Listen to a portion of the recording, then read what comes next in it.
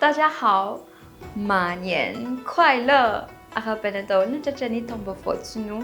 Noho ny amin'izany dia misy ny fankalazana ny fête du printemps na ny spring festival.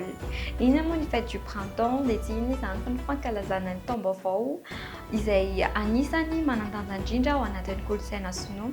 Ka raha liana ny amin'izany ianao dia manasa anao izahay ho tonga ety amin'ny ampitisian-drano-behivava ny 20 febroary ho avy izao.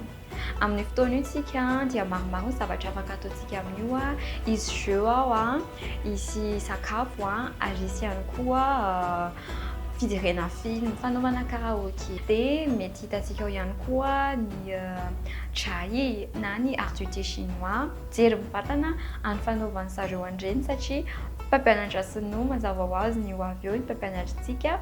Dia misy ihany koa ny padoanjin, ny tai chi, misy ihany koa ny danse. Danse izay ho ataon'ny mpianatra ato amin'ny ampitisia amin'ny fotoana io.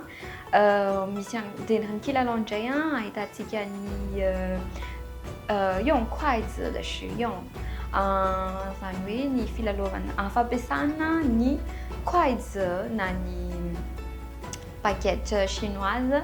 Maro amintsika manko te hanatra an'ireny ka saina ho avy amin'io.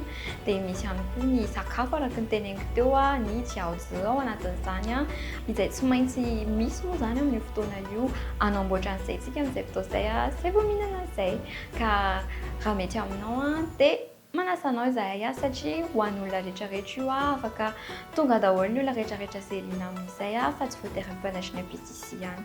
Ka 欢迎到来，新年快乐，满年大吉，